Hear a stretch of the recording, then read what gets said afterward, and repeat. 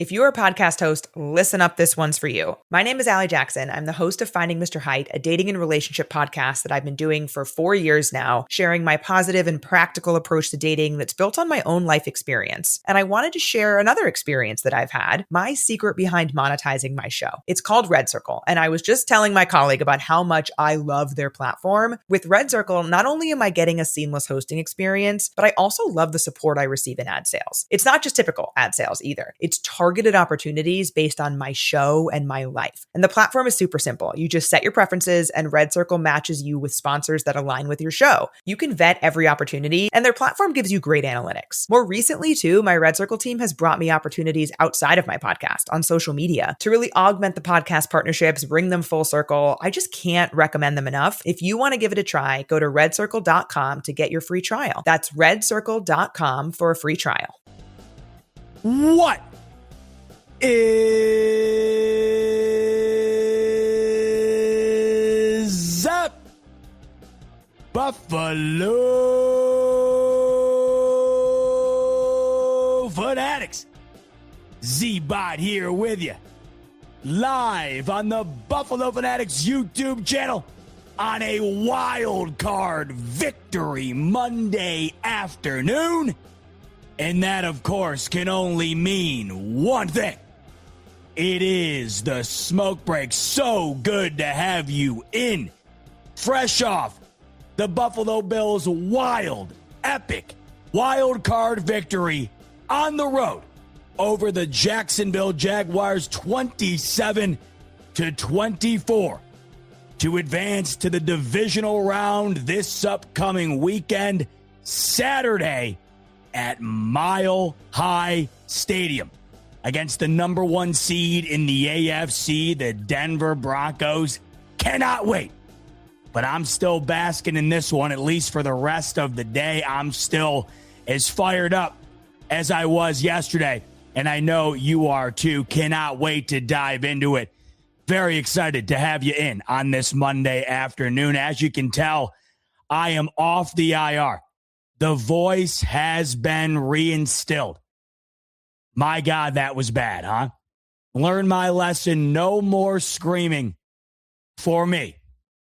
Even if the Bills win the Super Bowl, unfortunately, I am not able to celebrate with a victory scream. I'm going to have to mime my way to celebration. I'm going to have to just go like this with no vocals. What's crazy is that I hadn't screamed all game. I was an anxious mess. I wasn't screaming. If anything, I was more silent. But when Cole Bishop picked that ball off to seal the game, I went nuts, and that's all it took. Now, as you know, my voice is a little raspy to begin with, so I think that the threshold that I have to lose my voice is far lower than the average person. So when I just lost my mind as that game ended, I also lost my voice. And I was so bummed to not be able to do the postgame because I was as fired up as I've ever. Apparently my camera isn't ready to go. It was just loading on me. I think we're back. But I was ready to go. But my voice certainly was not. But 15 to 20 Ricolas later, couple of hot beverages, couple of gallons of water, and we are back and we're ready to rock, baby. So this will be my recap of what was an absolutely epic outing Sunday, 1 p.m. Eastern on the road. Really, in totality, was this not the best wild card weekend in recent memory? And we still got one more to go. We still have one remaining one remaining AFC team to advance to play the New England Patriots in the divisional round. The only game of the weekend that just flat out stunk was that Patriots game. The Chargers, my God, just didn't show up.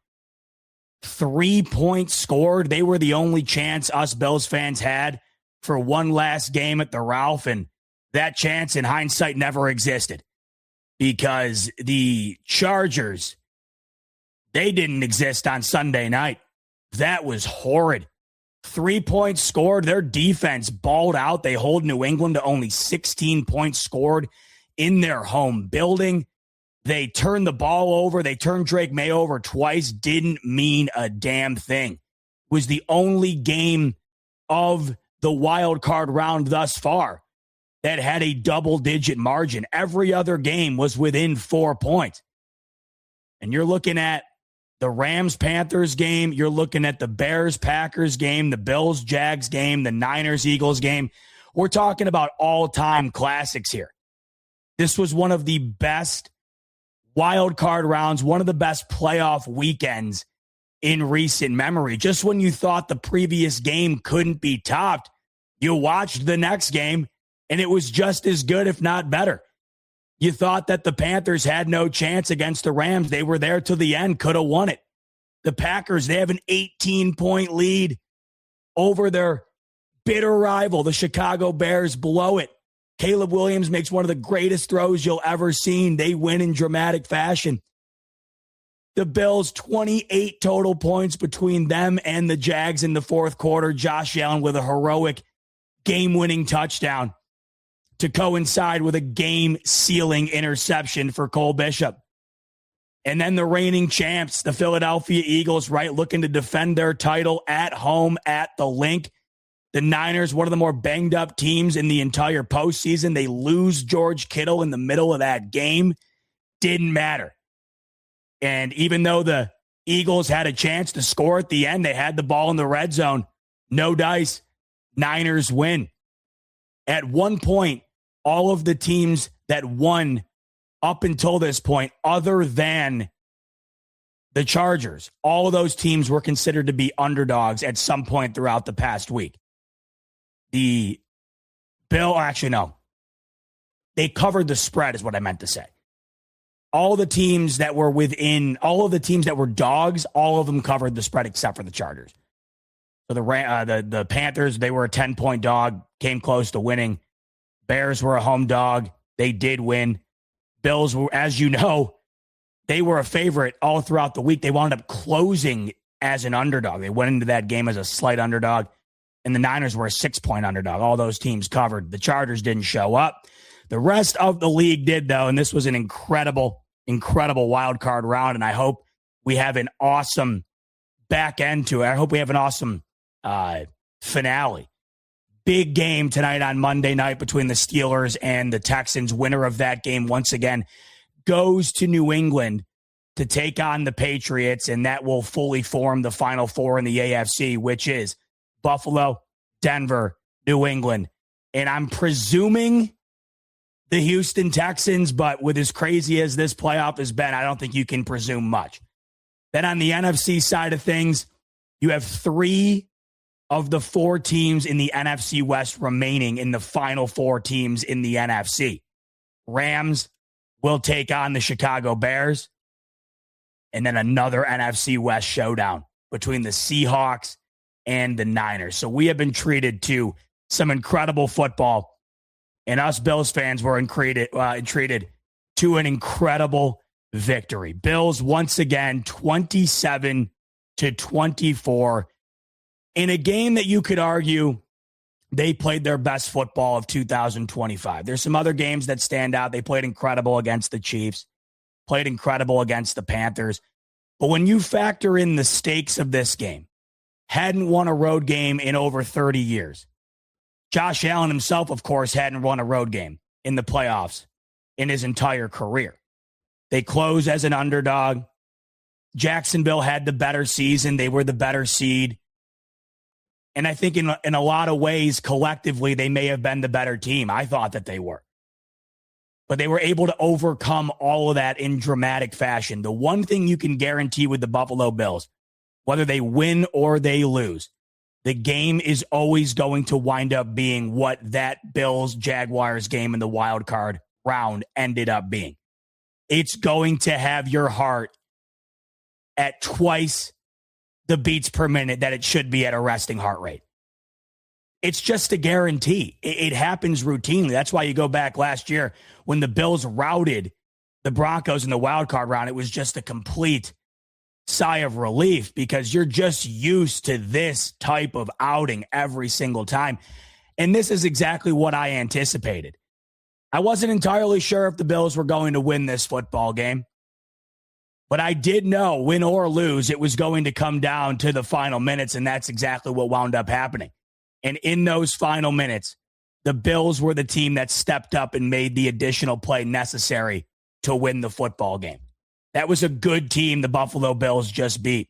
You could argue that was the best team they've beaten all season long, and I don't even know if there's that much of an argument to it.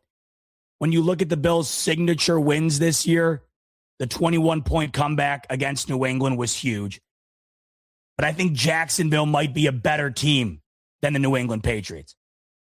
Outside of that, the Chiefs don't make the playoffs. The Bucs, they don't make the playoffs. The Panthers, one and done. This was the best victory the Bills have had all season long. And what a way to do it. And how about saving it for when it matters the most? This was probably the most complimentary game throughout the full duration of the 60 minutes that they had played all season long. The offense wasn't prolific early on, but the defense was. And then when the defense started to have a little bit of their cracks showing, the offense stepped up and they wound up taking care of business. So much to talk about in this game, and we'll dive into it all. But at initial glance, just what an incredible victory over a team that I think had as much of a chance to go and win it all as anybody. And I had said that I think if the Buffalo Bills win this football game, they will then have their best chance to go to a Super Bowl since Josh Allen's taken over the quarterback position.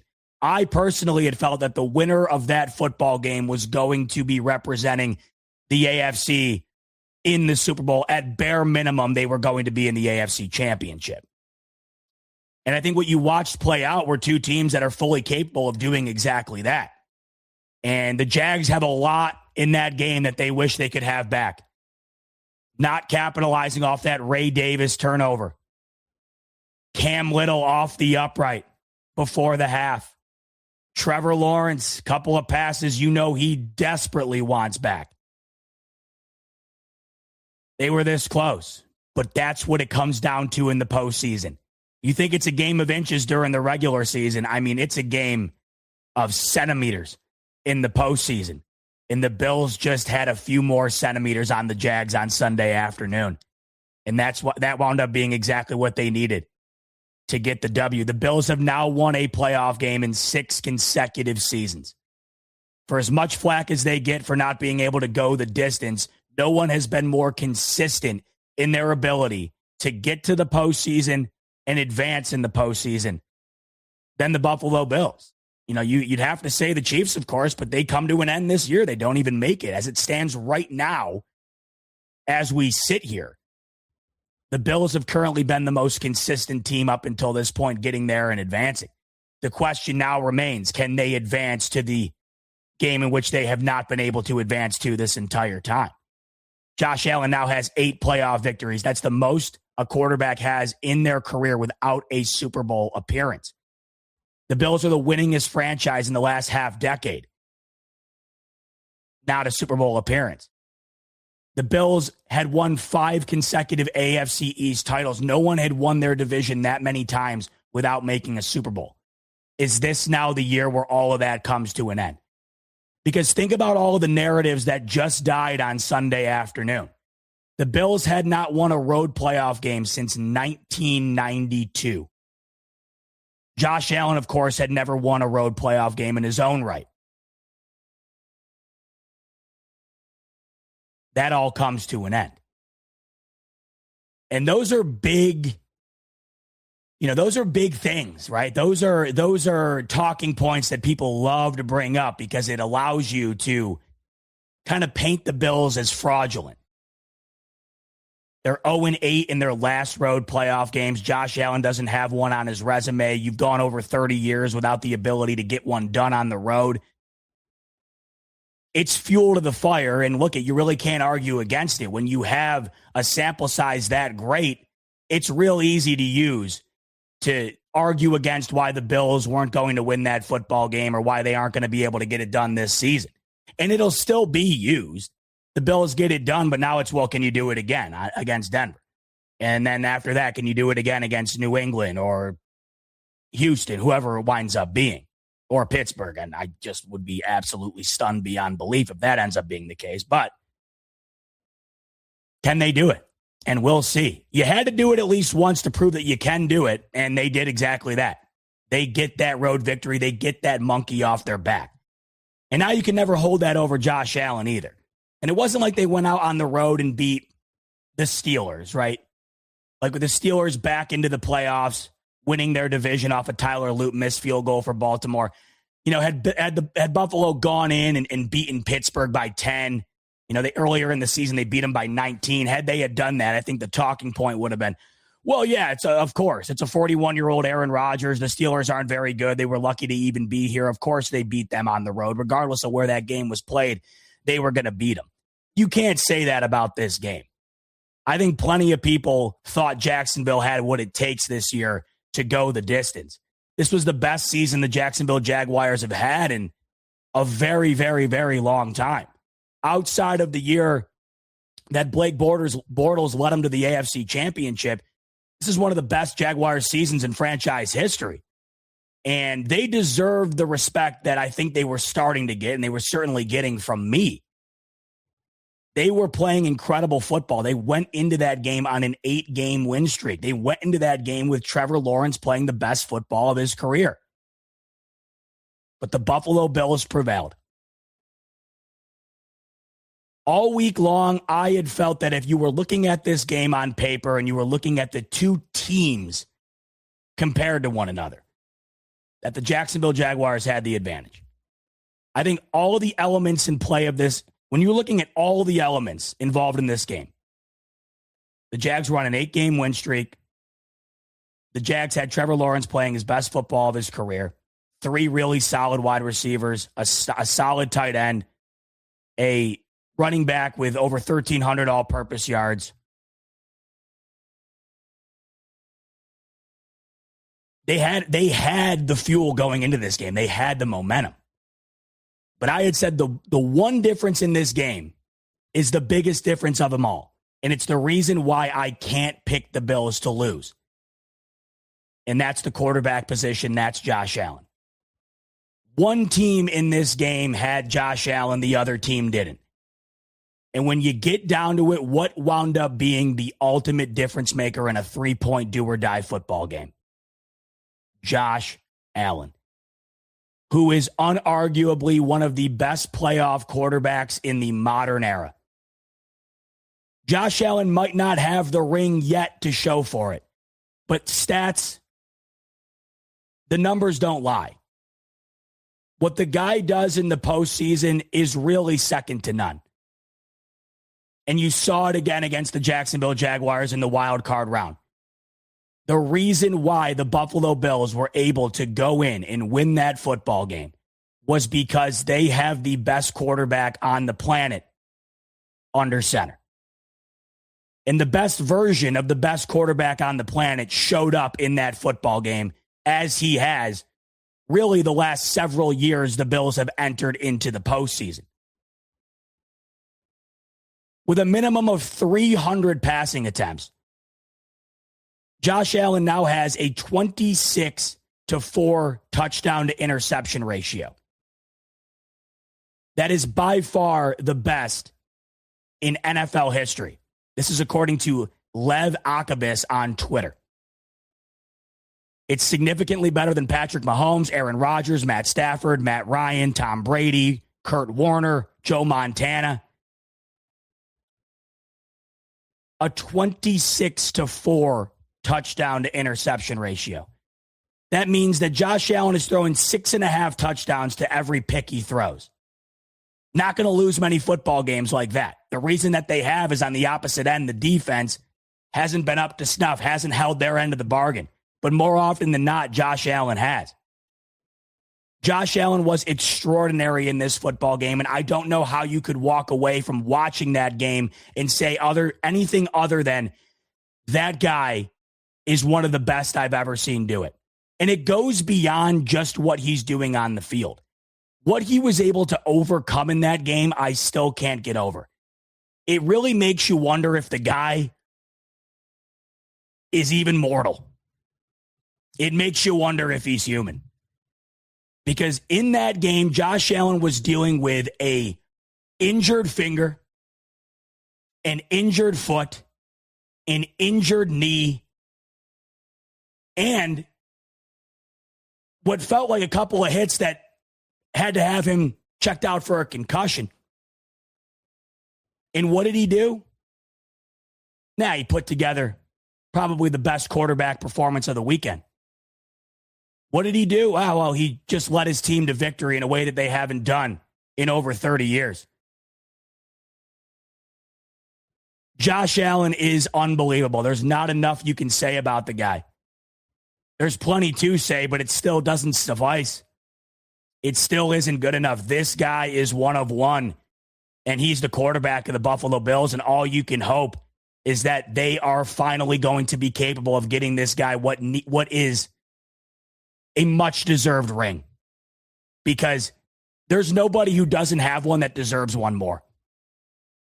What he did in this football game, when you factor in how banged up he was, how many hits he took, how many different unique injuries he sustained, and still put together the game that he did, it wasn't like he just finished out the game and they got out of there alive. No, he was the reason they got out of there alive, despite all of those injuries. Josh Allen finishes the football game 28 of 35 for 273 yards, 1 touchdown through the air, 1 sack taken, 0 interceptions. That's an 80% completion percentage, good for 108.7 passer rating, 11 carries on the ground, 33 yards, 2 rushing touchdowns. 207. So we're looking at over 300 all-purpose yards, an 80% completion percentage, 3 total touchdowns, 0 turnovers.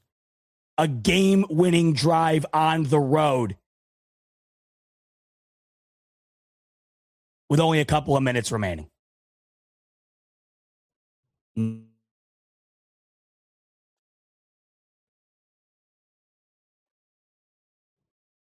The guy is not of this earth. And this is why when I was looking at this game all week, I can't lie to you guys, this was as nervous as I've been about a playoff game in some time. I thought there was a chance that this would be the first time the Bills bow out in the first round since Josh Allen's first playoff appearance. But as the week went on, I kept thinking to myself, what matters the most in the postseason is having that guy at the most important position in sports. And the Bills have the best guy at the most important position in sports. That's why, as much as I thought Jacksonville had what it took going into that game to get it done,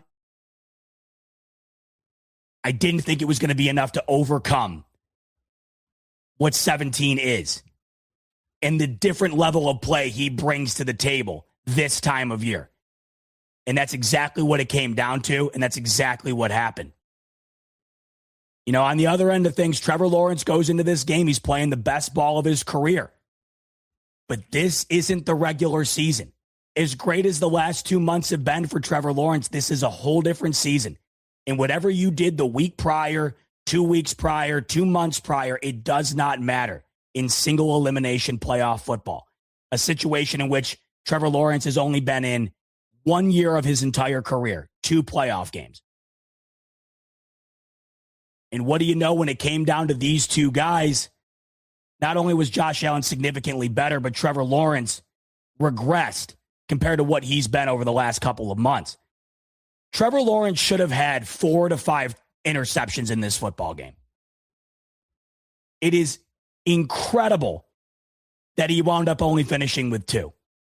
The amount of balls batted in the air that fell about a foot out of the reach of a Buffalo Bill defender was making me lose my mind. It felt like it happened almost every time Jacksonville touched the ball. Every series they had felt like there was a batted ball that fell just out of the reach of a Bill defender.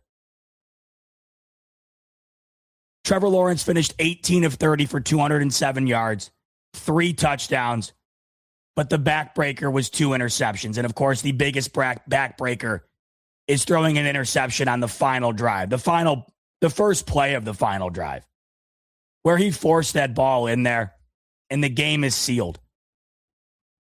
I can't lie to you.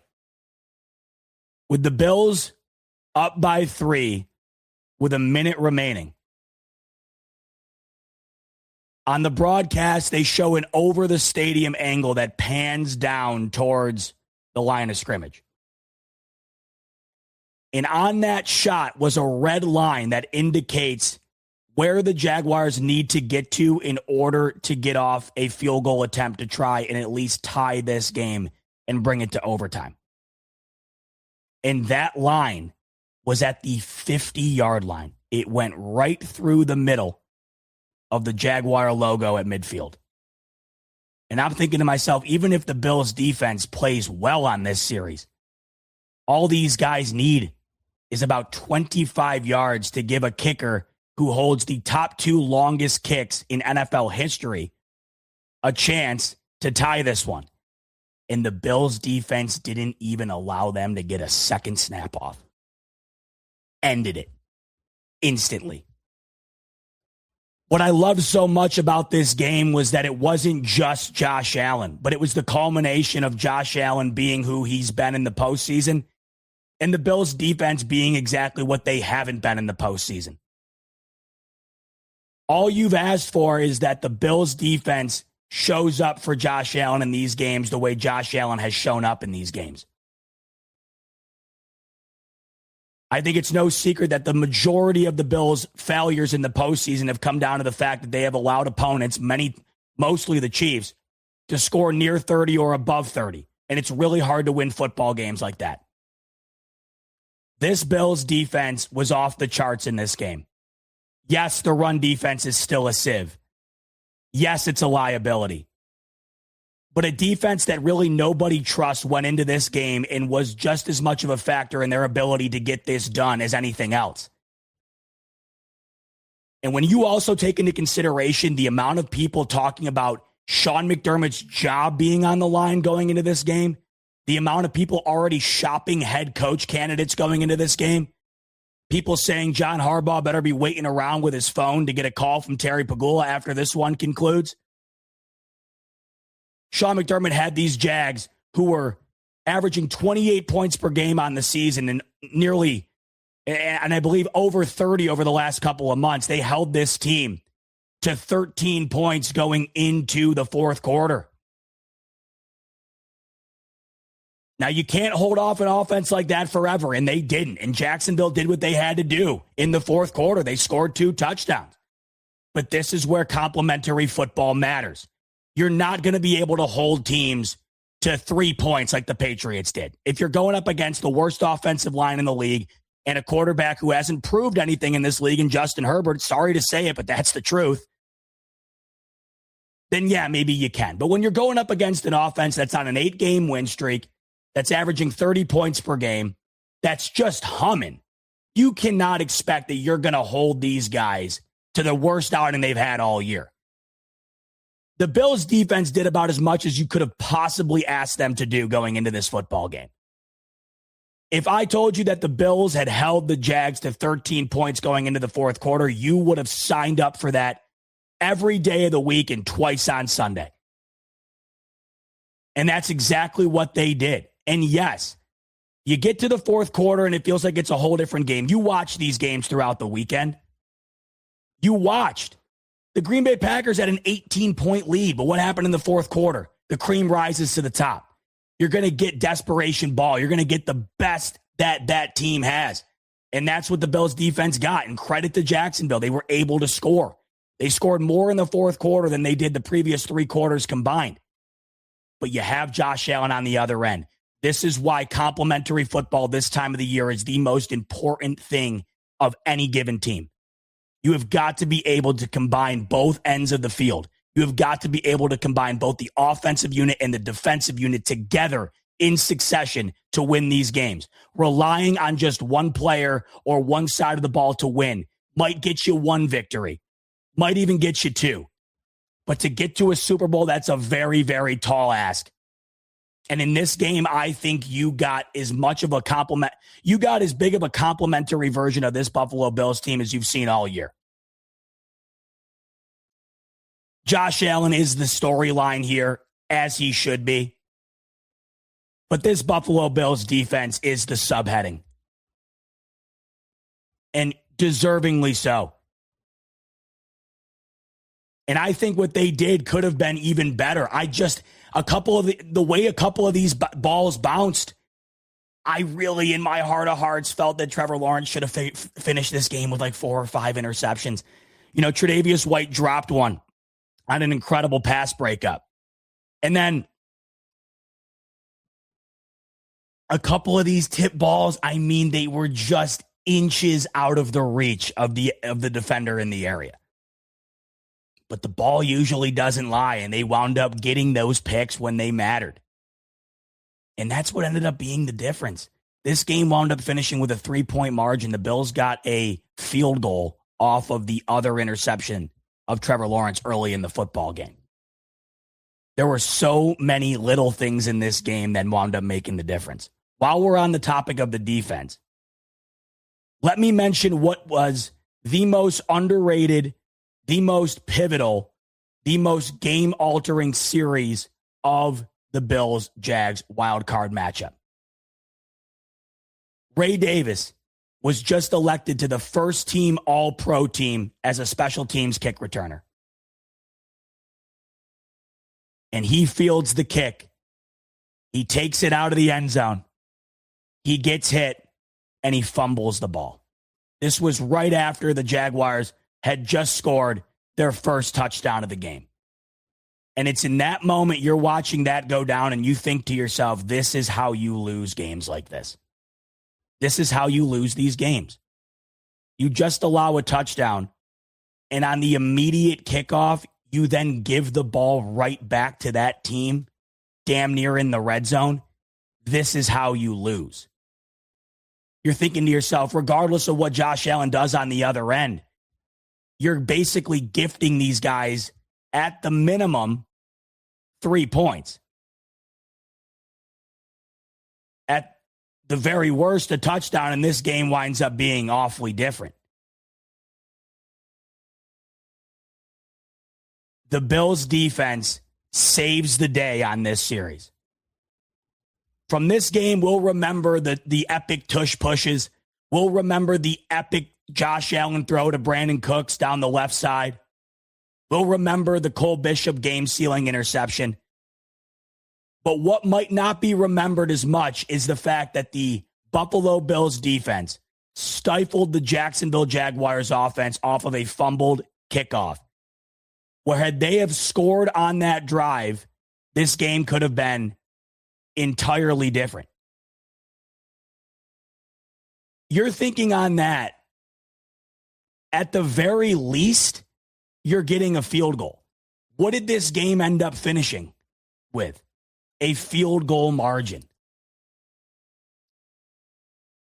On 4th and 2, Trevor Lawrence scrambles, and they get him down by an inch. They reviewed that play for what felt like an eternity. And he didn't get it. For all of the criticism that the Buffalo Bills defense gets and Sean McDermott gets as a result, that series right there was as big of a difference in that football game as any other sequence in the game, any other play in the game. The Bills don't make that 4th down stop. The Jags get at least a field goal. In this game, you'd have to think, at best, is going to overtime, where I believe Josh Allen has never won in his career.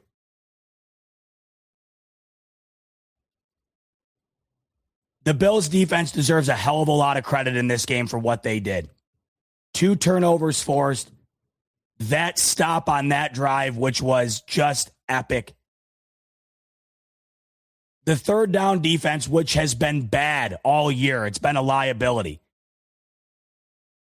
4 big stops in addition to a 4th down stop as well.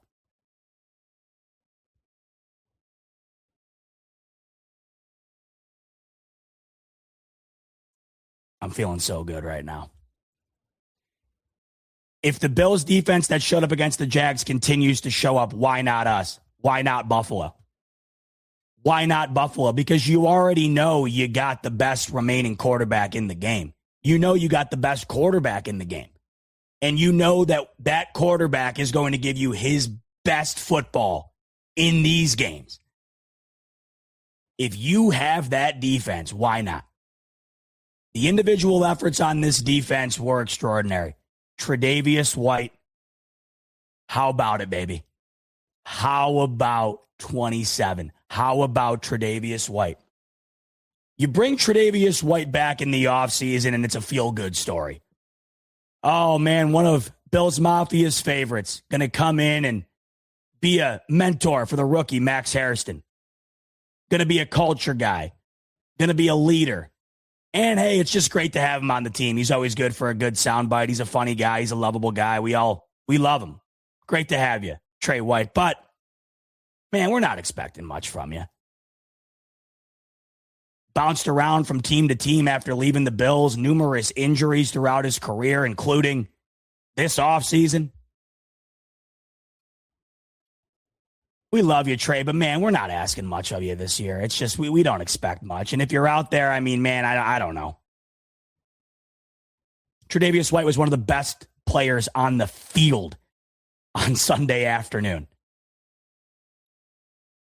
There's a 3rd and 10 in the game where Jacksonville's in the red zone. Tre'Davious White with a massive pass breakup.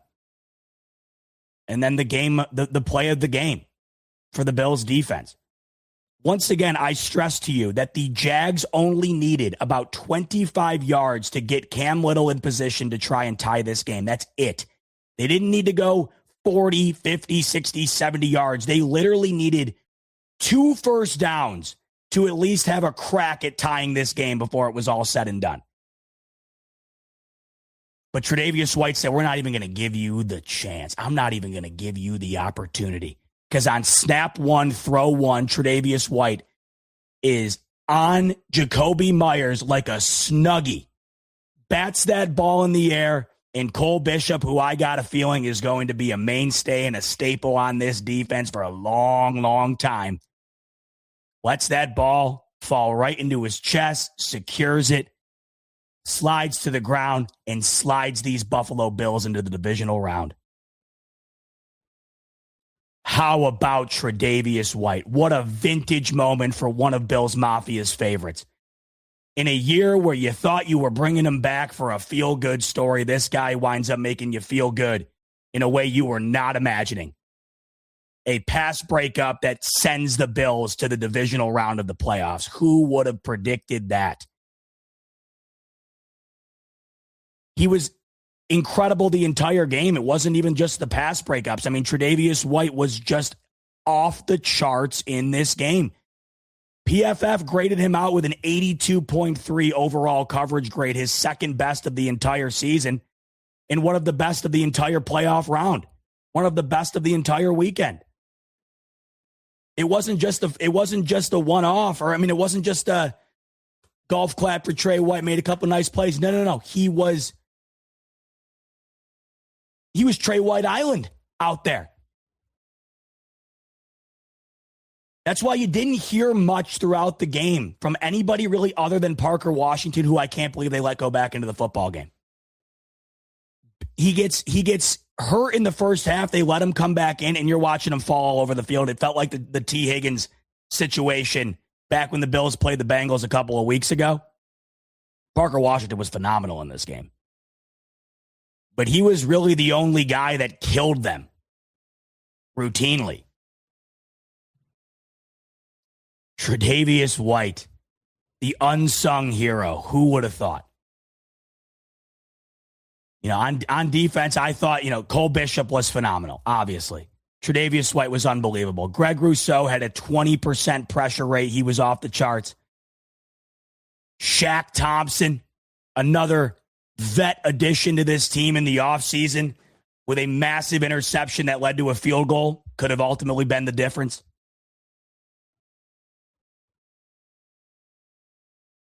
I thought Taron Johnson played well. And I thought the Bills' pass rush was good. The problem was they couldn't get home. Oh, my God, how frustrating. They were getting back to Lawrence what felt like every snap or every other snap, but they just couldn't get him on the ground. They only sacked him once. Groot had the one sack. Oh, my God, it felt like they had him like 6 to 7 different times, and they didn't. I mean, it's credit to Lawrence getting rid of the ball and whatnot. But I thought the Bills' defense was just great. I thought that they were great. Now, I got to mention this, because as great as they were, I mean, look it. They're not good against the run. I mean, I know you're thinking to yourself, wow, I haven't heard this before. Wait a minute, the Bills' defense isn't good against the run. Wait a minute. Can you elaborate a little bit more on that, Bob? This is the first I'm hearing of this. How have I not heard of this all the way up until now? God, the Bills have already played 18 games this year. This is the first I'm hearing this. It goes without saying. The Bills' defense against the run, it is what it is. It's one of the worst in the NFL. The Jags finished with 154 yards on the ground in this one.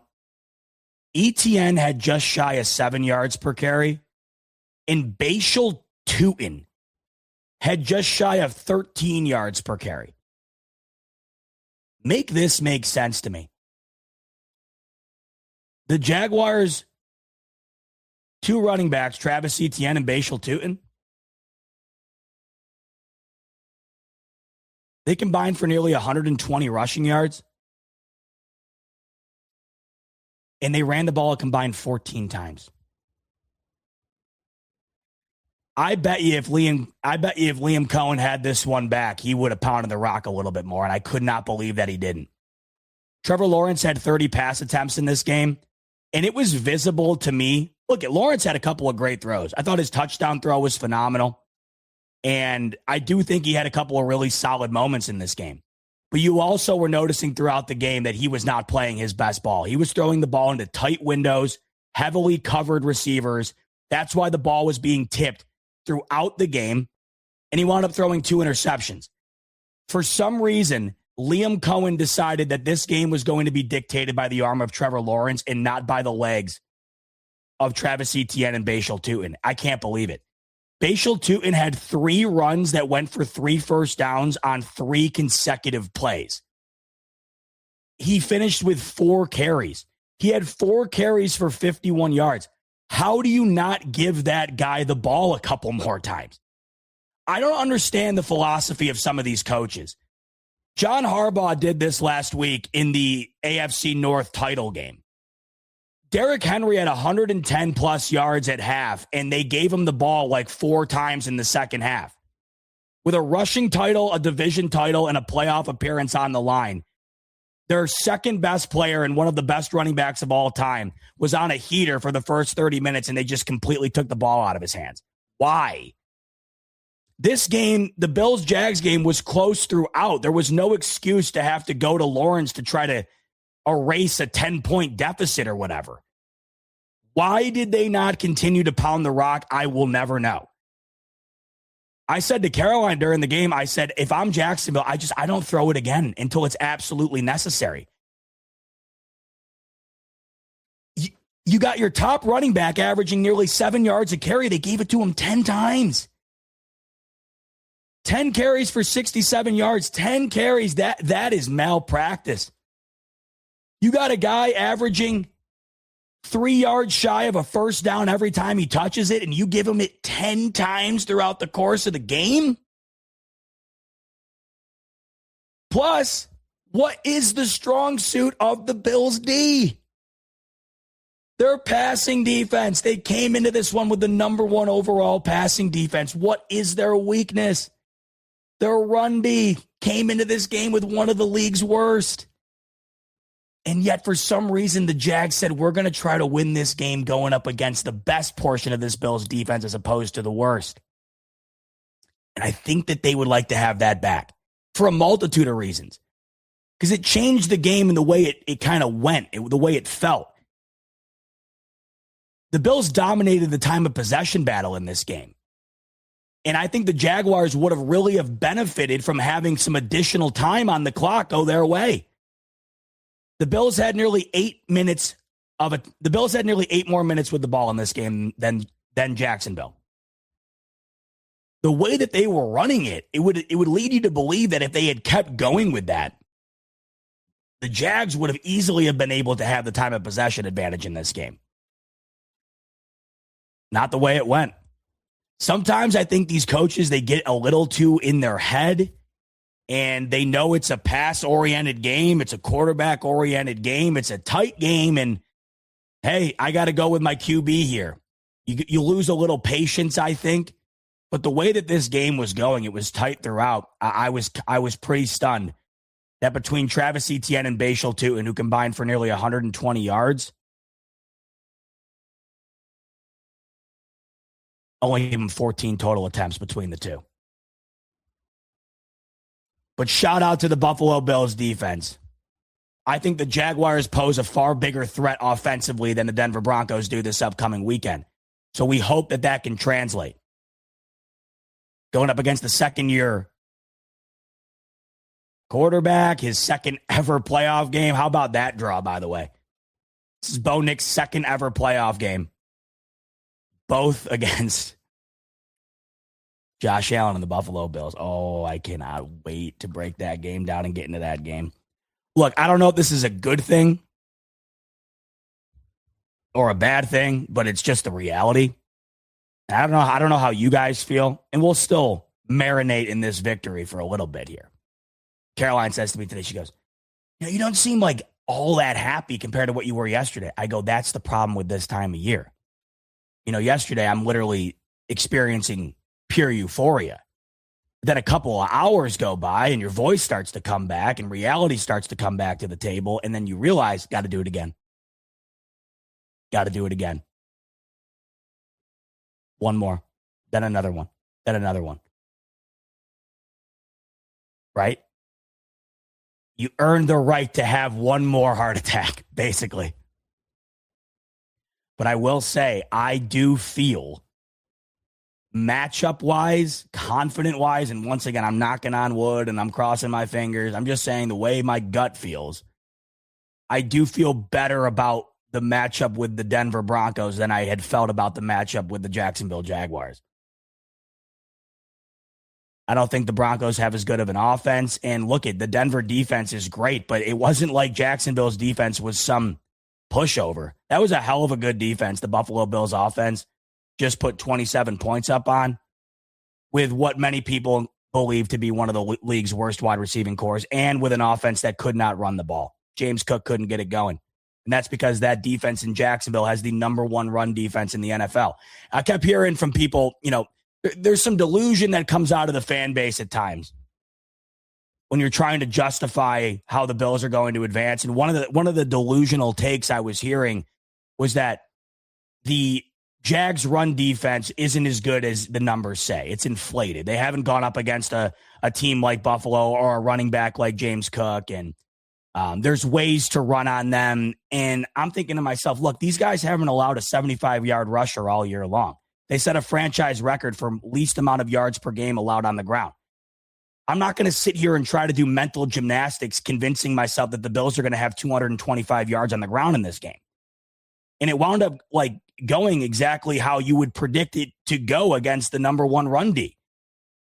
The Bills finished with 79 total yards, and Josh Allen was damn near their leading rusher. James Cook had 15 carries for 46 yards. We're talking 3 yards a carry here.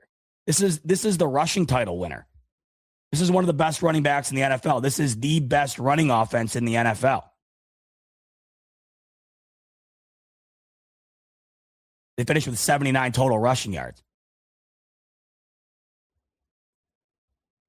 So that's a hell of a good defense the Jags just played. So it's not like you know what it is going against Denver. You know the strength of that team is their D. But allow me to say this. And I know it's a totally different season, and it's a week-to-week league, any given Sunday. I get all that. But that same Jacksonville Jaguars team the Bills just beat and held to 24 and had them with a 13-point score, or had them with 13 total points going into the fourth. 4 days before Christmas, just 3 weeks ago, the Jacksonville Jaguars put up 34 points on the road in Denver and beat the Broncos 34-20. Trevor Lawrence was 23 of 36 for 279, 3 touchdowns, no interceptions. Does that mean it's going to translate into this game for Buffalo? No, but I'm just giving you the perspective that if Trevor Lawrence can carve up the Broncos defense, you're going to look me in the eyes and argue to me that Josh Allen can't in the postseason? The best statistical quarterback in the postseason in the modern era, you're telling me he can't go into Denver and do the same?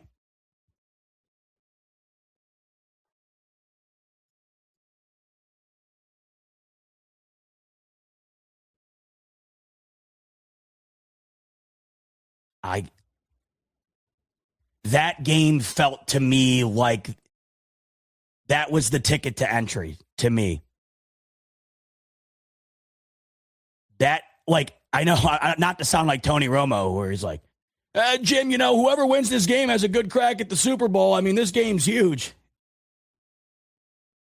But it felt like going into that game, in my opinion, that those were, if the Bills played their best when the Bills play their best football, when you factor in Josh Allen, I thought it was the team to beat in the AFC. The question was, are they going to play their best football? And then I thought the team playing their best football collectively was Jacksonville. Houston's on a 9-game win streak, but that's the best defense in the NFL. They are winning some of those games almost primarily based on the defense just willing them the victory. The Houston Texans defensive unit is to that team what Josh Allen is to the Buffalo Bills, if that makes sense. Literally one aspect of the team willing that team to victory. I thought if we're looking at the scope of the entire team, Jacksonville was better. And I thought that going into that game, those two teams might be playing for the right to represent the AFC in the Super Bowl, because I thought that those were the two best teams in the AFC remaining. And I am just elated that the Buffalo Bills won that football game.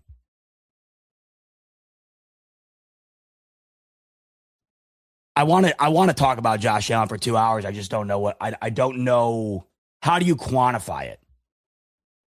How do you quantify Josh Allen?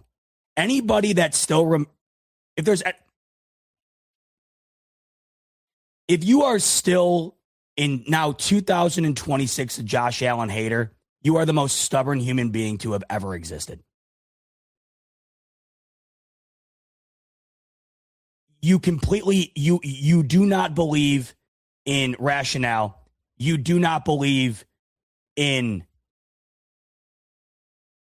facts, and you do not live in reality. The guy is him.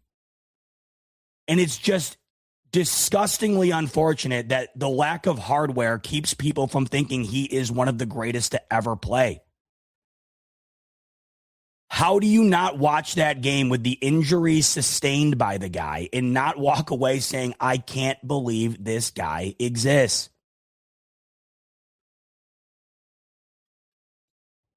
If you're a Broncos fan, I think I saw a tweet earlier. I'm not afraid of the Bills. I'm afraid of Josh Allen. I would be too. Think about how you felt when Tom Brady was coming to town. Oh, man, you're just waiting for Tom Brady to kill you. Think about when Patrick Mahomes is coming to town or the Bills are going to KC. Oh, man, I'm just waiting for Patrick Mahomes to kill me. Josh Allen has that effect. Josh Allen is that guy. Nobody wants to play that guy. And anybody who says they want to willingly sign up to play that guy is lying. Or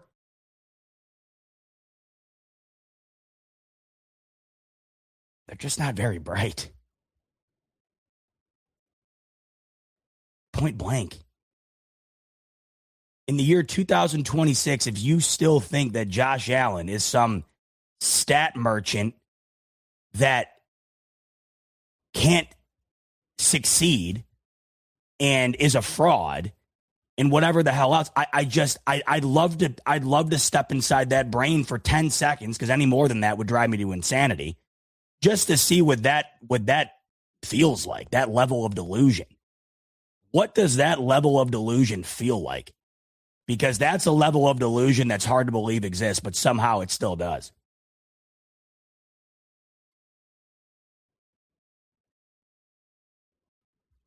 And to the people going into this game like Ryan Clark, where it's all on Josh Allen, it's all on Josh Allen. Well, I hope those guys today give the credit where it's due, because you put the entire weight of a playoff game that involves a 60-minute football game played by an entire 53-man roster, not just one guy.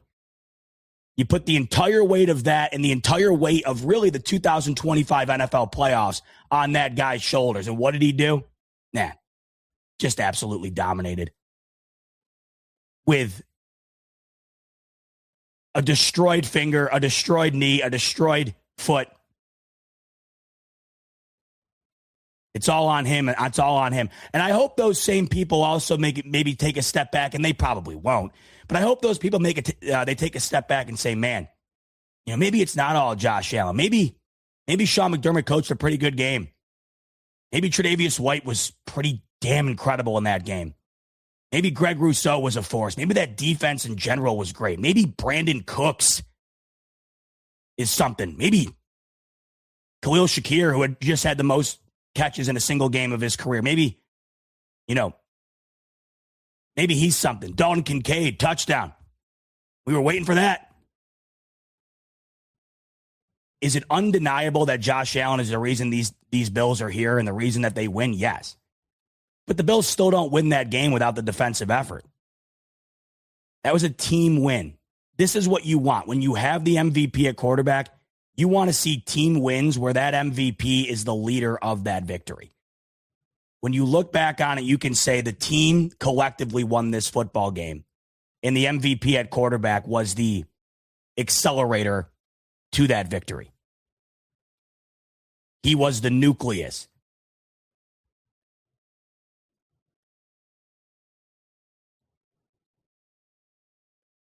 And it'll remain to be seen. I've already seen it now where it's like, Trevor Lawrence sold him. Trevor Lawrence sold. But going into this game, as I said, and I still believe this, by the way, this is the difference. And, I didn't take this angle of, the Trevor Lawrence we know showed up in this game, didn't play well. I took the angle of the dude's been playing very well. If he continues to play well, the Jags are a really tough out. You look today and I see a bunch of memes on Trevor Lawrence, right? Bills defense got after him. Bills defense picked him off. So now all of a sudden, it's just Jacksonville. I say all this to say that if the Bills somehow go to Denver and lose, it'll be a disappointment. But anybody who would walk away from that game saying that Josh Allen isn't that guy is just completely full of it. Pierre's in the building. Ask him. I told him last night. I said, to me, Josh Allen's got nothing left to prove to me. Like what he just did in that game, if they go out and lose to Denver in an incredible game or whatever, I can't step away and say, Josh Allen didn't get it done. And there will be a large majority of people that will do that if that happens, just like they would have done that if it happened on Sunday. But what Josh Allen just did wasn't just a one-off. He's been doing this every single time these Bills get to the postseason. So people are just waiting to hate on the guy.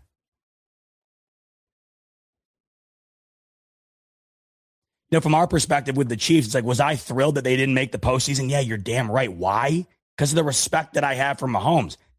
I'm not sitting here taking a dump on Mahomes because he didn't make the postseason. I'm sitting here celebrating that they didn't make the postseason because I don't want to play the guy. There's a difference. Oh, Mahomes, he'll never be Brady. Like the goalpost always moves. Now all of a sudden, Mahomes will never be Brady. And Allen will never be Mahomes, and Burrow will never be Allen. Like it's all of it. It's just the goalposts will never not move. And I got people telling me, because when we win these games, man, I'm losing my mind. You know, and as somebody who does YouTube and stuff, like, yeah, like, do I post my game reaction? Yeah, I do. I mean, I'm a Bills YouTube guy, right? Like, that's, you know, is there an argument to be made? Like, oh, he's almost 30 years old and he's filming himself freaking out. Like, yeah, I get all that. I get it. You know, if you were to be transported back from the 1800s and watch me holding my phone freaking the hell out after Cole Bishop's interception, you're probably looking at this saying, what's wrong with this guy? Right? And I got people in the comments like, celebrating like you won the Super Bowl. It was the Jags. Celebrating a wild card victory. Screaming, losing your voice, having heart palpitations. Get a load of this guy. Are we allowed to have fun anymore? Are we allowed to enjoy ourselves? Or does everything just have to be miserable all the time? Are we not allowed to celebrate a do-or-die victory where the Bills went into that game as a underdog? Did you see all the people picking games this week? The vast majority of the picks were Jacksonville. Are we not allowed to celebrate it? But there's a saying, if somebody says celebrating like you won the Super Bowl, that means that person is as mad as they could possibly be. I don't know the exact tweet, but there's an epic tweet out there that says, if somebody comments to you that you're acting like you just won the Super Bowl, it means that that person is as mad as they've ever been. And it couldn't be more true. It's the lamest, dumbest comment you can possibly make because you're just outing yourself. You're just pissed that whatever just happened that has me and Bills Mafia celebrating, you're pissed that you're not part of the celebration. And believe me, I know what it feels like to not be part of the celebration. Don't we all? That's why you celebrate when you're part of the celebration. You celebrate when given reason to celebrate. I knew this would happen. You beat the Jags and it's like, oh, get a load of this guy celebrating a win over the Jags. First-year head coach, Trevor Lawrence, Jacksonville. Who gives a damn about that team? I knew this was going to happen. I don't care. I'm going to be me. I'm going to celebrate the living hell out of it. I mean, are you kidding me? And like Buffalo fans saying here, and this will never be lost on me. Never. Living most of our lives in the drought years, you're damn right I'm celebrating every playoff win. Yeah, you're damn right indeed. You're damn right indeed. The Bills fan in me that witnessed 20 years of mediocrity still exists. It's been very hard to shake that version of us when we get into these games because we know that still exists. So, yeah. Did I jump up and down like a maniac when Tyler Boyd scored that touchdown to propel the 9-7 Bills into the playoffs and lose to Jacksonville without scoring a touchdown? You're damn right I did. Did I lose my ever-loving mind every single time the Bills have won every single playoff game, whether they were guaranteed to win that game or whether they were predicted to lose it? You're damn right I did, and you're damn right I will continue to do that.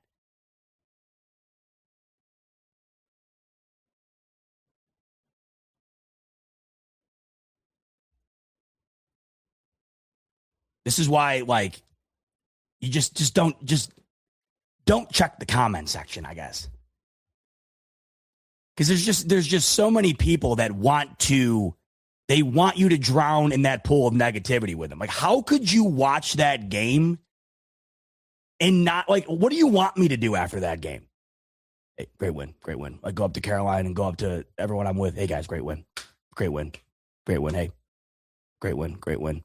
Head down, walk outside and start shoveling. Like, is that what you want me to do? You want me to go sit in the corner and be mad about winning it? Like, I'm going to go nuts. I'm going to freak out. If you saw the video of me freak out, this is the best way to put this, by the way. There's a video of me just spazzing out. And somebody commented on TikTok and said, is all of Bills Mafia this insane? And some guy replied and said, no, actually, this guy is sane. We're way more insane than this. And I thought that was the best reply ever. Because it's the truth. This is why this is the best fan base. It's like me running around until I'm about to pass out that's child's play. You got people out there diving through inflamed tables off of bulldozers. I've witnessed it in person. And I'm going to keep celebrating. And I hope I keep getting a reason to celebrate. Because like we've talked about, we know what it was prior to Josh Allen, and we have a rough idea of what it will likely be like post Josh Allen. I'll be damned if I don't live in the moment right now with Josh Allen, with this team.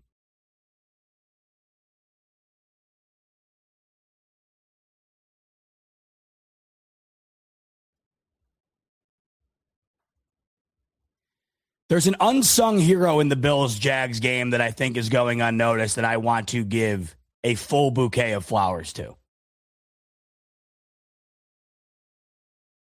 You want to take a guess as to who it is?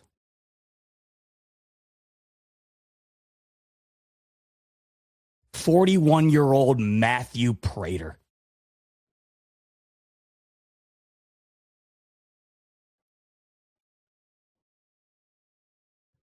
We might be sitting here today with nothing to celebrate if it weren't for the leg of a 41-year-old Matt Prater who was playing with his kids in the offseason before the Bills gave him a call when Tyler Bass got hurt. And what do you know? Right when the season started, the Bills make an epic comeback against the Baltimore Ravens, and it came down to the foot of Matt Prater, who was off the couch the week prior. And he swings his right leg. The ball goes in the air. It goes through the uprights, and the Bills pull off one of the best comebacks of the season. And I think Matt Prater's been phenomenal for this team all year long. But Matt Prater's 41. He's been kicking the ball since I was in elementary school. And he suffers a couple of injuries in the late stages of the season, misses a couple of games. And we went into this wild card game wondering, are the Bills going to be able to even kick the football? If the Bills score, are they going to be able to even attempt an extra point? Are they going to have to go for two? Are they going to have to go for it on fourth down every time they're in scoring territory because they can't rely on their kicker? Well, Matt Prater, he says he's healthy. He says he's healthy, right? You don't know if you can fully believe in him. Suffers that quad injury. Can you rely on Matt Prater in a do or die game? And Matt Prater nails two massive field goals. If you looked at this game going into it and you said, if it comes down to the kicker, who wins this game? You'd have to be a fool to say the Buffalo Bills. The Bills have a 41-year-old kicker off of an injury that sidelined him for multiple games, and his status for this game was up in the air. On the other end with the Jags, you have Cam Little, who has the two longest made field goals in NFL history, a 68-yarder and a 67-yarder. If you were asked if this game were to come down to the leg of a kicker, who wins this game? You're saying Jacksonville every time, and rightfully so. Yet one of the differences in this game was that Matt Prater nailed both of his field goals, and Cam Little missed one of his. And the game wound up finishing with a 3-point margin. Josh Allen, incredible. Khalil Shakir had an amazing game. Dalton Kincaid gets in the end zone. Tre'Davious White was awesome. But it's Matt Prater that's the unsung hero. The guy that no one's going to talk about, that no one thought would make a difference. 2 for 2 on his field goals, including a 50-yarder. Matt Prater 1 for 2. And when comparing those two guys, there's not a soul on the planet that would have taken Matt Prater over Cam Little, and he wound up being the guy that delivered the most.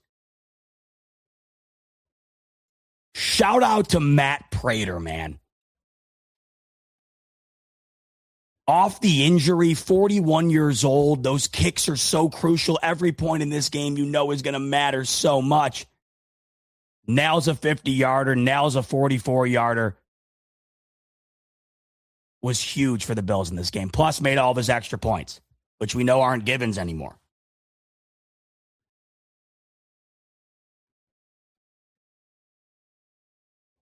Speaking of the kicking situation,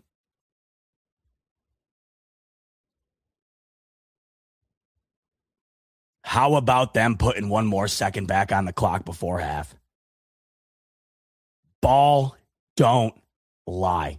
I cannot believe they put an additional second back on that clock. The sequence before the end of the first half was egregiously horrible.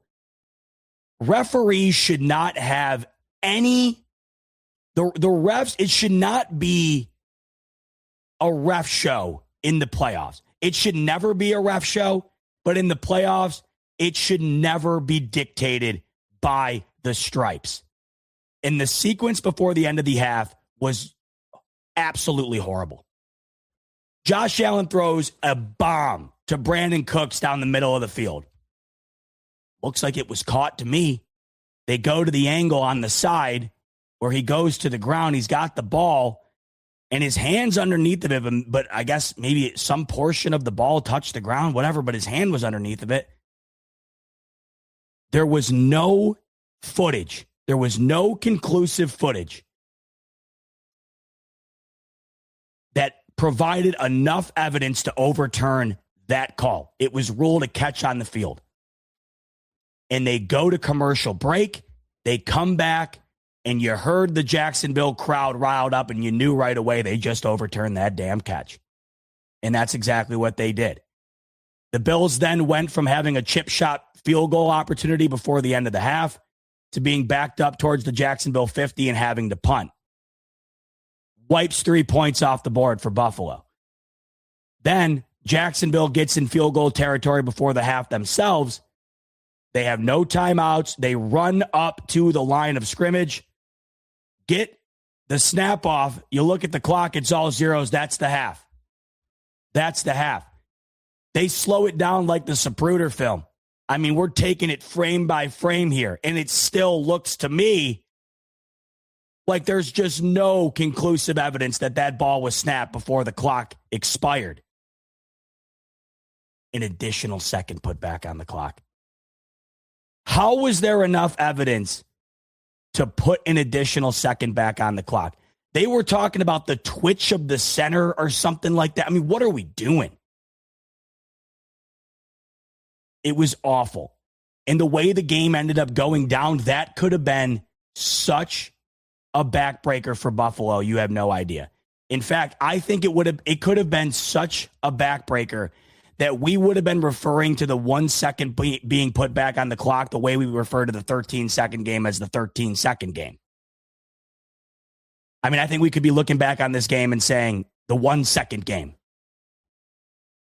Once again, the Bills win by 3. And if he had made that kick, we're at least tied at the end. Going to overtime at worst, Jacksonville could win in regulation.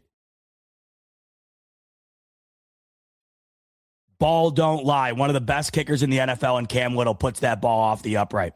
Doink. And I said to myself, thank God.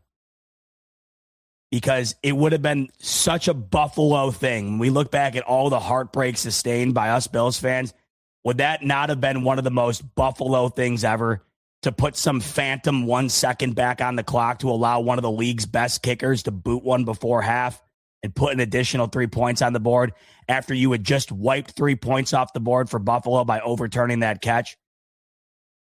Thank God that thing hit the upright. Ball don't lie.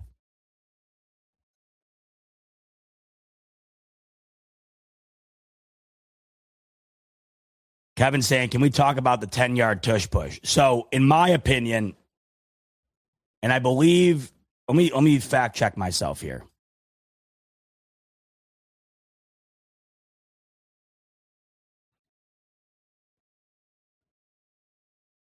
Yeah. So at the time, so Josh Allen, it's 4th and inches right before the end of the game on the game-winning drive. Josh Allen tush push, which has been lethal for this team. The Bills have been remarkable with this tush push. It is knock on wood, as we know, it didn't go our way in the AFC Championship, even though I think it probably should have. But this has been a lethal tool for the Buffalo Bills offense with Josh Allen, the tush push. 4th and inches, they get it. And then that results in a 10-yard gain. And at the time, I thought to myself, as freakish of an athlete as Josh Allen is, and as great as this offensive line is, you're not tush pushing at 10 yards against a very stout D-line. And that's when it hit me. They're trying to let Buffalo score here. Liam Cohen confirmed this. Liam Cohen, in his post-game report, confirmed that they were trying to let the Bills score at the end there because they knew they had Cam Little. And they knew that if they had enough time, they could trust him to kick as deep of a field goal as anybody in the league can attempt to try to take this game to overtime. But Josh Allen was down at the 1. And that forced Jacksonville to take another timeout, give them 0. I mean, at the end of the day, it wound up not mattering because Trevor Lawrence threw a pick on his first attempt. The tush push, though, for Buffalo has been it's one hell of an asset. How many times did they use it in this game? A bunch, a handful of times in crucial moments, including the game-winning touchdown. It is awfully ironic that the Buffalo Bills and Sean McDermott have been advocating to ban this play. But look it. Play ain't banned yet. McDermott and the Bills get a ton of flack for running this play, even though they want it banned. But why wouldn't you run it while it's legal? What are you just you gonna protest it? Like a hunger strike? You're gonna do a tush push strike? No. You're gonna put your 6'4", 250-pound quarterback behind center. You're going to put your fullback, Reggie Gilliam, behind him, and you're going to tush push. You're going to snow plow. If they ban it, they ban it. I don't blame anybody for wanting to ban it because, it's an ugly-ass play, and is it in the spirit of the game or whatever? Probably not. But guess what? It's legal. And the Bills are actually the best team in the league to run it right now. Not even the Eagles anymore. With Jason Kelsey's retirement, they're not as good at it as they used to be. The Bills are the top team with it now. Tush push has been pretty critical for Buffalo, and it really was in this wild card game. It's one of the reasons they won, and it was a big part of that final drive. Gets them that 4th down, 1st down, gets them into the end zone.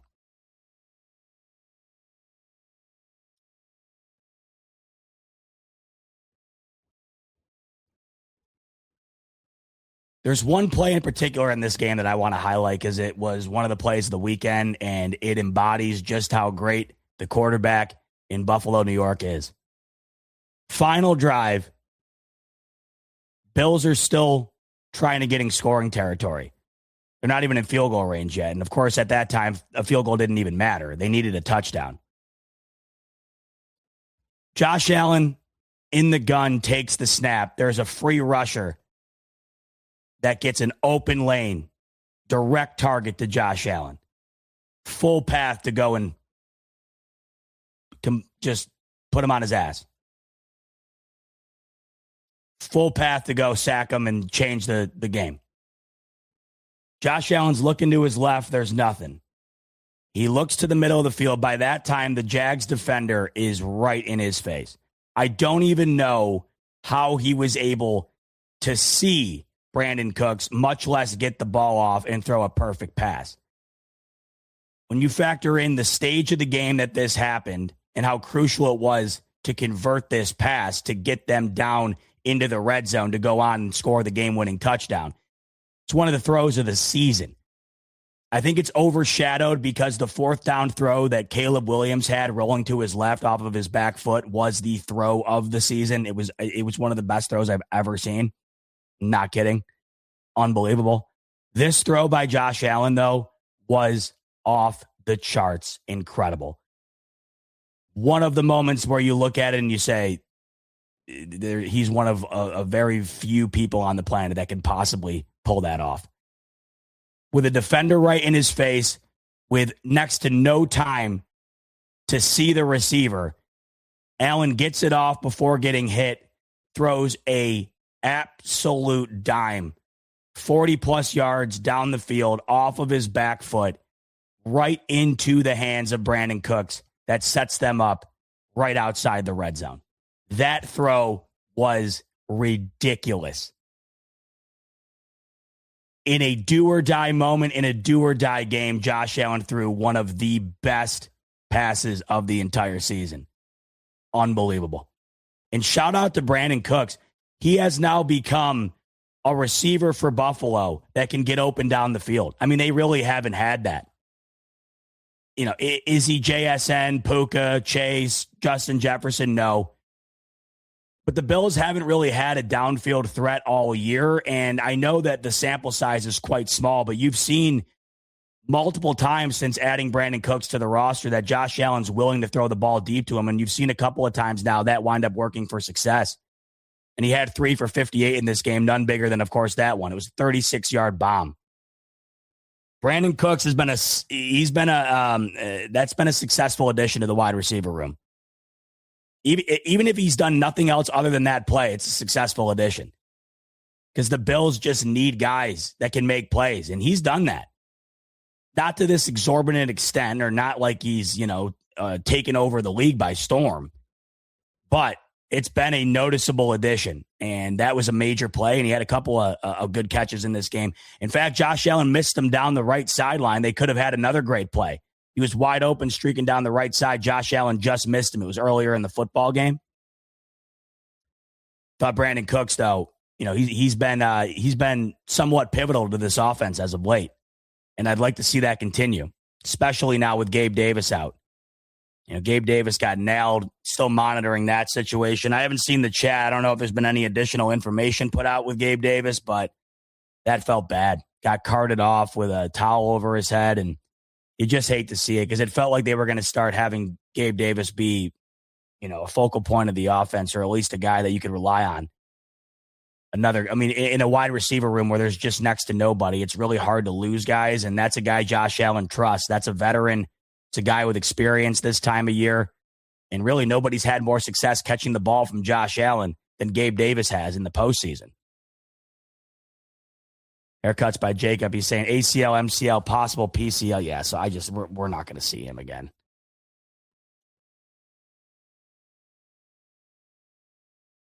I doubt we see him, which is a bummer. I'm thinking of Gabe Davis. That sucks. How about Khalil Shakir? 12 targets, 12 receptions, 82 yards. And once again, another bubble screen on 3rd and 9 where you want to just pull every hair follicle out of your skull. He somehow turns it into a first down. Hate the play call, even if they execute it. But it comes down to the playmaking ability of Khalil Shakir. There was a 3rd and 9 in this game where they ran a bubble screen to him, and he got the first down. Then on the final drive of the game, it's 3rd and 4, yet another bubble screen goes to Khalil Shakir, and he doesn't get the first down, but he gets within an inch of it, which allowed Josh Allen to get that tush push. Khalil Shakir was the guy in this game. 12 catches. Josh Allen had 28 receptions, so you're looking at over a third of them all going to Khalil Shakir. And of 12 attempts, all caught. Less than 7 yards an attempt, but that's the game that you're getting from Khalil Shakir. That's what they use him for. And he was beyond reliable in this football game. And they've gone to him all year in that type of role, but they really emphasized it in this game. And he didn't miss a beat. He caught every single ball that came his way. 12 catches on 12 targets is nuts. I don't care if they're screens or not. Usually, if you're getting 12 targets, at least one of them is going to wind up hitting the ground. Not a single one did. The ball was distributed all over the place in this game, by the way. 9 pass catchers in this game. Nobody other than Khalil Shakir had more than 3. Now, going into this one, we talked about how pivotal the tight ends were going to be. They didn't play as massive of a role as I thought they would, but they were still pivotal nonetheless. Dawson Knox and Dalton Kincaid combined for 6 receptions, just shy of 60 yards and a touchdown. Dawson Knox had a huge catch for 24 yards down the field. Big moment in the game.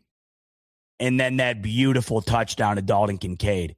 I love that play that the Bills run. They've ran it several times where Josh Allen takes the snap, he looks off and he pump fakes, sells the defense one way, comes back, and there's a streak in Dalton Kincaid down the left side. Josh Allen hits him in stride perfectly. Touchdown. I thought we were going to get more out of Dalton Kincaid in this game. Up until that play, he hadn't really done anything. But that 15-yard touchdown wound up being, of course, such a massive moment in the game. And that's the guy you're hoping to go to when you need a massive moment. Dalton Kincaid is so crucial, so pivotal to this passing offense. And when the Bills needed a touchdown in the fourth quarter, when the Bills needed to go to somebody reliable to get in the end zone, they called up their best play to their best pass catcher, and it wound up going into the end zone. Now, Dalton Kincaid did get banged up on that play. I don't know if you noticed. He got up slow. This is the unfortunate thing with Dalton Kincaid. As great as he's been and as reliable as he's been for Josh Allen, the problem is the health. It's just there's no consistency with the health. The only consistent thing with the health is the fact that he's been susceptible to being unhealthy. Didoc tweeted out a pic. There was a picture of him in a boot that apparently was posted on Instagram, then was deleted and then reposted with the boot cropped out. He's getting flamed for this, by the way. Like, apparently he made it up, which I think people do this with him all the time. I don't understand. I think it's just because he's a goofy guy. Like, he didn't AI generate some picture of Dalton Kincaid in a boot to get Twitter likes. Like, what are we doing here? The picture was posted and then it was deleted. I don't know all the information, but I'm hoping it's just precautionary. Because they need Dalton Kincaid. It feels like it just every game, if he gets a couple targets, eventually one of these hits, he gets hurt. It's just so unfortunate. You know, there's some guys in the league that just can't avoid it, like George Kittle, yet again against the Eagles. They carted off again. I don't know how much more of George Kittle are we going to see. The amount of injuries he's sustained in his career. What is he, 30 years old now? Or older than that? I mean, there's so many of these guys. Nick Bosa is one of those guys. TJ Watt's one of those guys. They're just guys that it feels like every year get injured. Dalton Kincaid, unfortunately, has been this guy that is just, you know, it feels like it's inevitable. At some point, he's going to get banged up. So he gets banged up again, but we'll see what the extent of that injury ends up being. The issue here, though, is you lose Gabe Davis. You can't lose Dalton Kincaid. Like, it's already so thin as it is. It's just so thin. Who do you even go? I mean, luckily Knox has had the best season he's had in the last 3 years. He really has stepped up in assuming what would be Dalton Kincaid's role. And granted, they do use the 2 tight end set a lot, so Dawson Knox would still be impactful, but he's been more impactful because of the injuries sustained by Dalton Kincaid. And we'll keep an eye on that.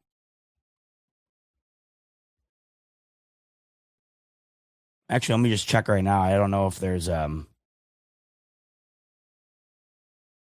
update.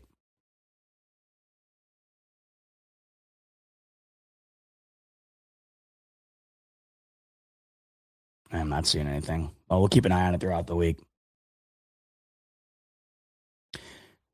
There's a couple there's some more stats that have been tweeted out about Josh Allen that really just help illuminate how incredible he's been in the postseason and how unbelievable he was in that Jacksonville game. And just really how unbelievable he is. According to PFSN, in the fourth quarter of this season, Josh Allen has the best EPA per play at the quarterback position, the best EPA per drop back under pressure at the quarterback position, a 50% conversion rate on third or fourth down, best at the quarterback position, and a 70.9 completion rate, best in the NFL. Josh Allen, while trailing versus the Jaguars, PFF compiled Josh Allen's stats while they were trailing versus the Jags in the wild card round. These stats are ridiculous. So all these numbers came when the Bills offense was down against Jacksonville and, of course, had to put together their best football to retake the lead. Josh Allen, when trailing versus the Jaguars, 14-16 for 195 total yards, 3 total touchdowns, and 133.1 passer rating. What might be the most impressive thing about Josh Allen is he seems to be his best when it's needed the most. More often than not, Josh Allen is just great in general. But maybe the best part of Josh Allen is he seems to be his greatest when they need him the most. Big games, trailing, fourth quarter. All these numbers shine light on what you already know because you're watching it unfold in front of you. The numbers just back it up. Not only is he just a machine, but he's a clutch machine at that. And no different in this Jacksonville game. And the thing of it is Josh Allen still gets critiqued for his pitfalls because the Bills haven't been able to advance to the Super Bowl. Josh Allen still takes a ton of heat for his lack of postseason success. But even going into this game, without anything he did against Jacksonville, Josh Allen still has all-time postseason numbers. Not just good postseason numbers, hell, not just great postseason numbers. We're talking all-time stats. Going into the wild card round with a minimum of at least 8 starts at the quarterback position in the postseason, Josh Allen averages 311 yards per game, best in the NFL all time. Josh Allen had 668 rushing yards at the quarterback position entering the wild card round, best all time. And entering the wild card round, Josh Allen had a 6.25 touchdown to interception ratio, best all time. And the crazy thing is those were the numbers going into the wild card round, and they only either met expectation or got better. He had a 3 touchdown to 0 interception ratio in that game. He added an additional 33 rush yards to that 668 to now put him at over 700 career rushing yards in the postseason. And he had about 40 yards shy of his average pass yards per game in the postseason.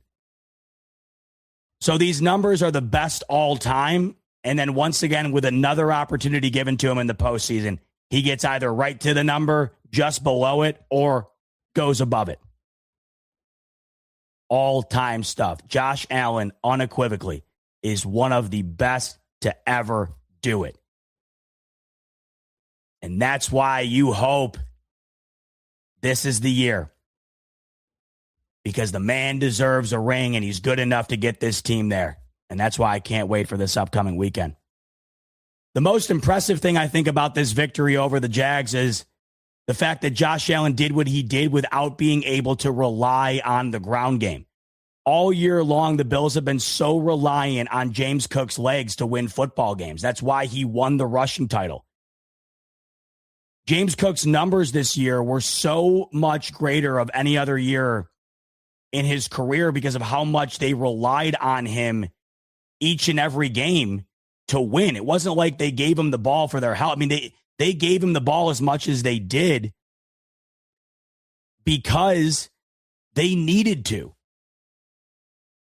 James Cook not only won the rushing title with 1,621 yards, but he had 309 attempts, 102 more than his previous season, 102 more attempts than he had in 2024.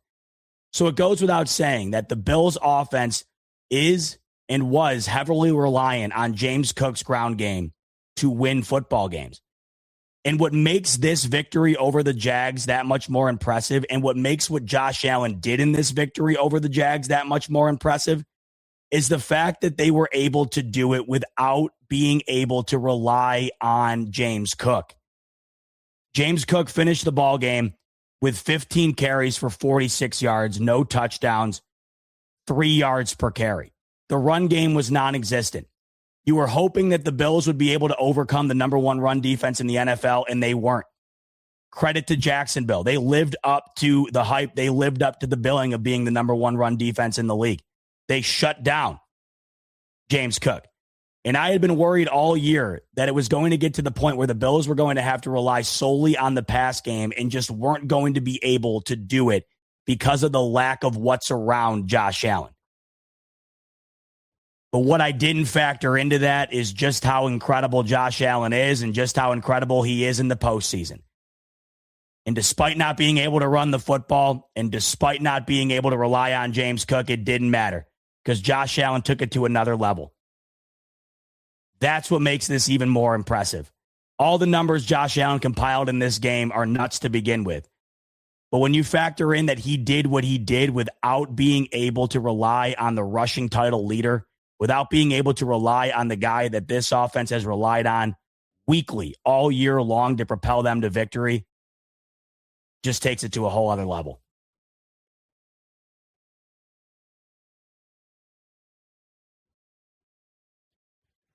Oh, man, what a victory. What else? Is there anything else I had before we got to close up shop? Let's get to some super chats. Got a couple in here. Let's start with Scotty. Scotty saying, how you feeling, Z? Throat feeling better? It's feeling a lot better. I must have downed 15 cough drops, a couple hot chocolates. I don't like tea. A couple hot chocolates and a bunch of water. And luckily, still hurts a little bit, but it's pretty much back to normal. Like I said earlier, it wasn't like I was screaming all game. It was just that one sequence after the pick, and that's what did me in. I couldn't believe it was as bad as it was. I thought it was going to go away, and it didn't. Well, lesson learned. Like I said, my threshold for this stuff is just basically non-existent because of how raspy my throat is to begin with. So I got to watch out. But thanks for the concern, Scotty. Yes, feeling better. I was so bummed to not be able to do the post game, but I couldn't put you guys through that. And I also couldn't do that to myself. I think if I grinded through that, I might not have been able to speak. I was worried that I was going to wake up today and it wasn't going to be any better, but it wound up being a lot better. So thankful for that. Scott saying, do you think we can get past Denver next round? With all the injuries we have, just Josh scared me when he went to the tent twice. Yeah, that is terrifying, right? But he's going to play. And if he's going to play, you're going to get his best version. Josh Allen was as banged up as he's ever been in that game at the end of it. And what did he do? He put together 2 consecutive touchdown drives in the fourth quarter, including one to win it. His first ever postseason game-winning drive on the final drive. So I understand the concern, and I'm concerned too. The Gabe Davis loss sucks. Jordan Poyer, we got to keep an eye on that. Dalton Kincaid, we got to keep an eye on that. But do I think we can get past Denver? I think we can get past anybody. Like I kept saying all week long, I thought that the Jacksonville game was the barometer. I thought that that was going to be the point of entry to the Super Bowl. I felt like if you could get past Jacksonville, you could get past anybody. And I said I wasn't going to predict them to lose if they beat Jacksonville. I predicted them to beat Jacksonville, but I didn't feel great about it. Ultimately, it all came down to they have Josh Allen. I'm not betting against Josh Allen. I'm taking the Bills to win close. And I think it's going to be really close. And it's exactly what happened. I'm not going to predict them to lose again. I'm not betting against Josh Allen. They might not win, but I'll be damned if I pick against him.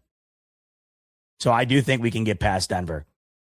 It's interesting. I do think that this matchup, it could be a little bit more advantageous to the Bills than it was against Jacksonville. Now, that might not mean anything, but I don't think the Broncos' offense is as good as Jacksonville's is. And like I said, the Jags' defense might not be as good as Denver's, but it's not like it's a bad D. It's a really damn good D with one of the best units in football. Their run defense was the best unit in football. So you were able to overcome that.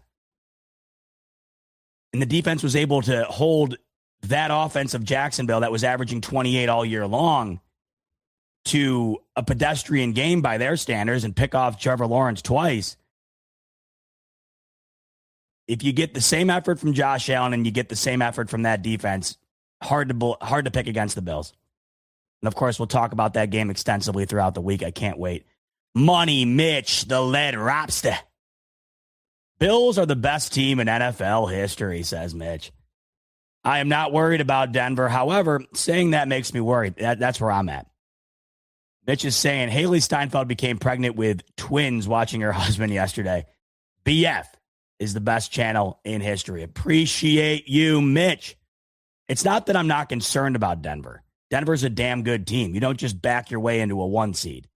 The defense is terrific. And I think Bo Nix has been better this year than he was last year. I mean, it goes without saying. You know, you get the 1 seed, you win 13, 14 games, whatever it was. I'm not going to sit here and discredit them. So to say I'm not worried, I'm not going to say that. I'm just saying that I think the Bills beat a better team on Sunday. Does that mean they beat Denver? No. I mean, you watch this league as much as I do. A couple weeks ago with the division on the line, the Steelers lose to the Browns, who won 3 games all year. The Atlanta Falcons lost to the Jets, who have the argument to be the worst team in football. And if they had just won that game, they would have made the playoffs, but they lost that game. They didn't. The Bills lost to the Miami Dolphins by 17 points. How? Like, this is the NFL. So it's the best version of what you get, or it's based on the version of what you get on any given Sunday. But until you play the game, you don't know what that is. And obviously, we sit around here and we predict and we analyze and we hypothesize. And I just think when I'm looking at Denver and I'm looking at Jacksonville, I think that Jacksonville was the better team. And I think that you had, at the very minimum, you had a hell of a test that you passed to move on to now this next quite tough exam.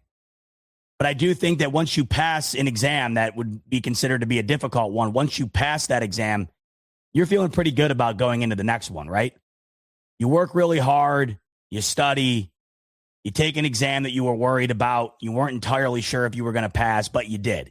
And I think once you do that, it gives you the confidence to be able to go and do it again. You know, the Bills just passed a massive test. Hadn't won a road game in over 30 years. They passed that test. Now they have the confidence that they can do it. Once you finally do something, it instills the confidence within you that you can do it again. And I got to give credit, by the way, to Jacksonville. Listen, Denver's a really tough place to play. Those fans are great. The elevation, obviously, it's an awesome stadium, just a great environment. I got to give credit to Jacksonville fans, though. Was not expecting that place to be that loud. I thought that there was going to be a ton of Bills fans there, and I'm sure there were. But I thought it was going to be to the point where the crowd wasn't really going to be a factor, or you weren't really going to walk away from that game thinking that the place was loud or the place was, a hostile environment. One of the noticeable things from that broadcast was how loud that stadium was, that crowd was. Give them credit.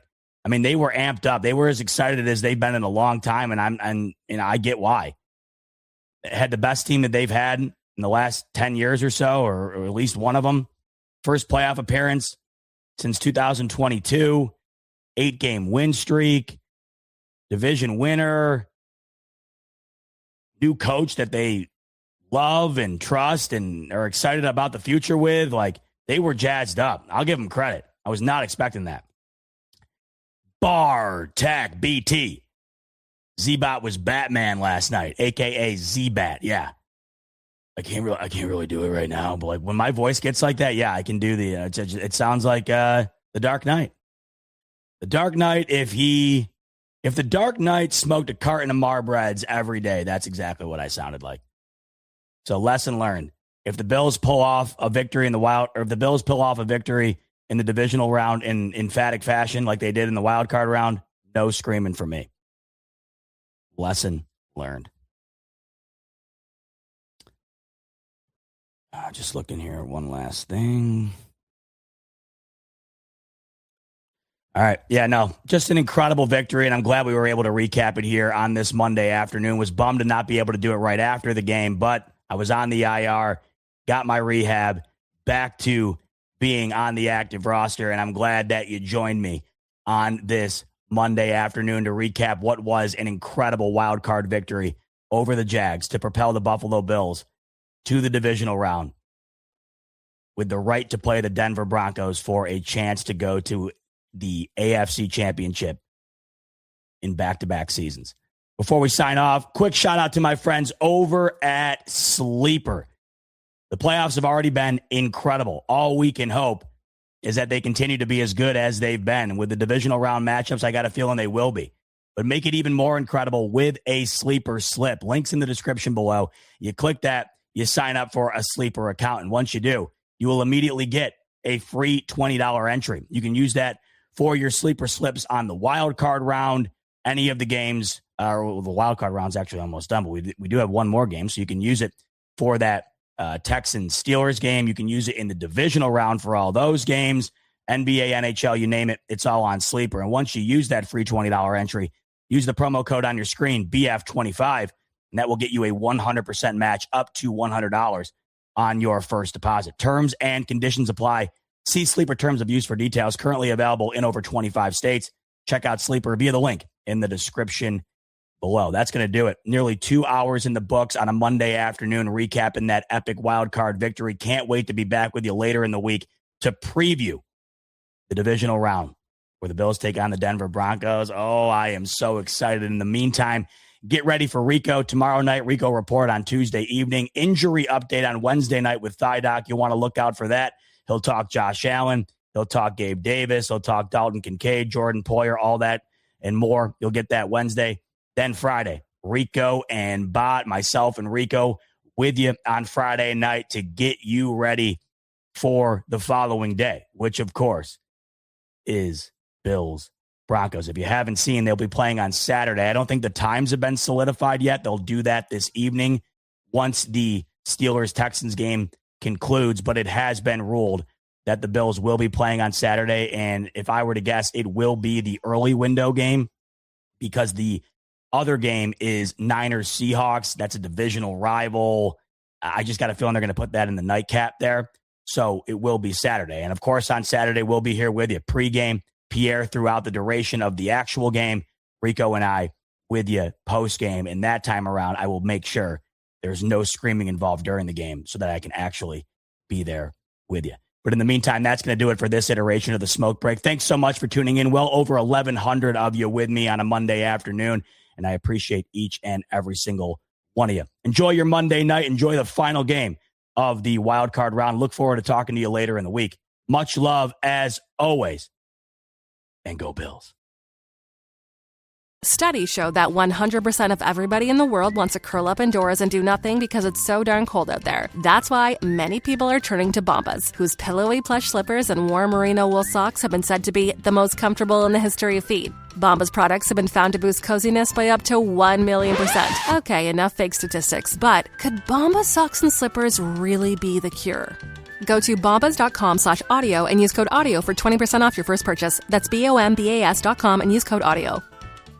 If you're a podcast host, listen up, this one's for you. My name is Allie Jackson. I'm the host of Finding Mr. Height, a dating and relationship podcast that I've been doing for 4 years now, sharing my positive and practical approach to dating that's built on my own life experience. And I wanted to share another experience that I've had, my secret behind monetizing my show. It's called Red Circle, and I was just telling my colleague about how much I love their platform. With Red Circle, not only am I getting a seamless hosting experience, but I also love the support I receive in ad sales. It's not just typical ad sales either. It's targeted opportunities based on my show and my life. And the platform is super simple. You just set your preferences and Red Circle matches you with sponsors that align with your show. You can vet every opportunity and their platform gives you great analytics. More recently too, my Red Circle team has brought me opportunities outside of my podcast on social media to really augment the podcast partnerships, bring them full circle. I just can't recommend them enough. If you want to give it a try, go to redcircle.com to get your free trial. That's redcircle.com for a free trial.